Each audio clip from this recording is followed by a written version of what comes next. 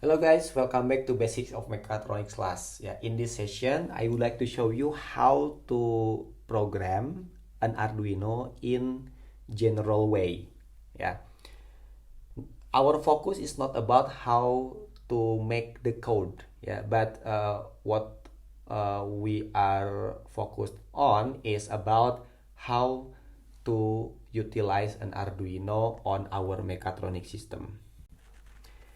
Okay, there are 7 steps to program our mechatronic system. Yeah, I have listed all and let's see one by one. Yeah, the first one is making the circuit. Yeah, okay. On this slide, yeah, I make a very simple circuit. Yeah, which is an Arduino and an LED.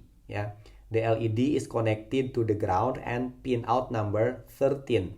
Yeah, I would like to show you how to control this LED, yeah, using software, yeah, or using the code, using the program we write on the computer. Yeah, in the future you can replace this LED using something electromechanical such as DC motor or even AC motor with high power.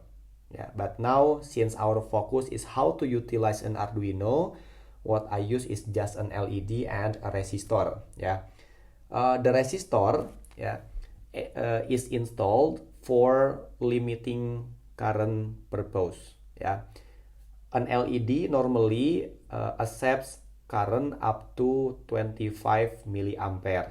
Yeah, of course, if you apply 30 milliampere, yeah, the brightness of the LED will be so high. Yeah, but the lifetime of the LED will be reduced as it was designed.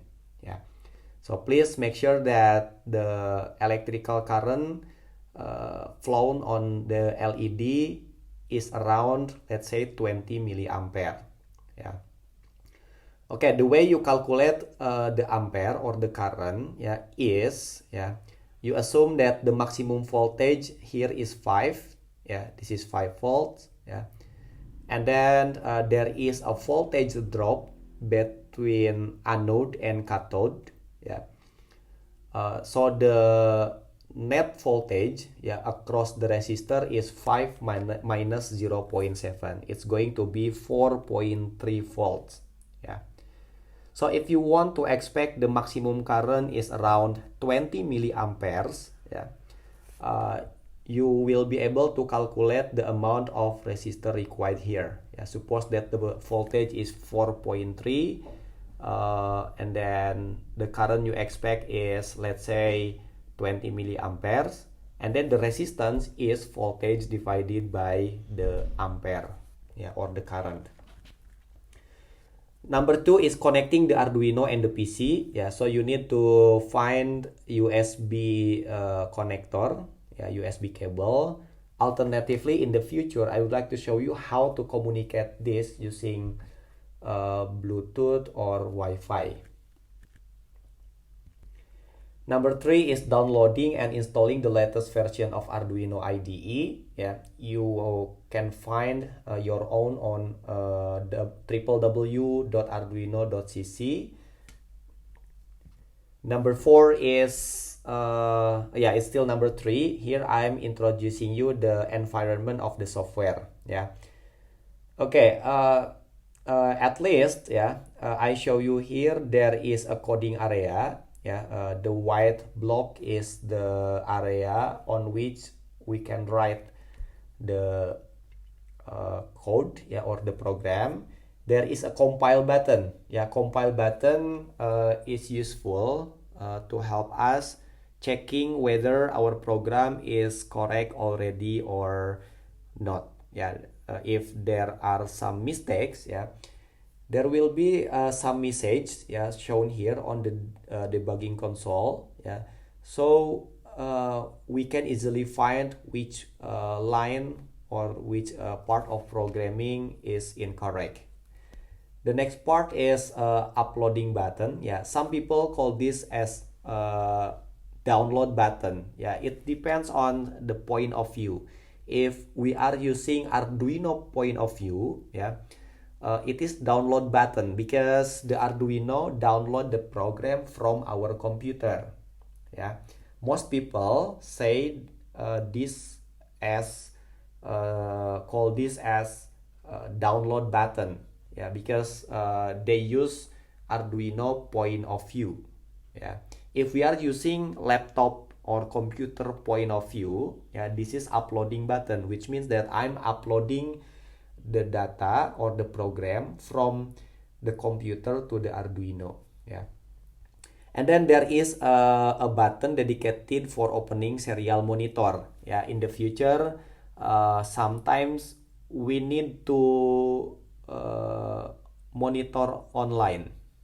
Yeah, the existing data, yeah, being measured or being processed on the mechatronic system. Yeah.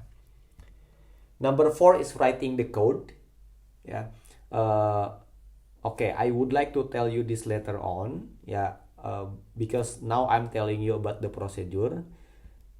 Number 5 is compiling and uploading, or yeah, some people say this as downloading. Yeah, which means that we are transferring the code we have written on our computer to the Arduino.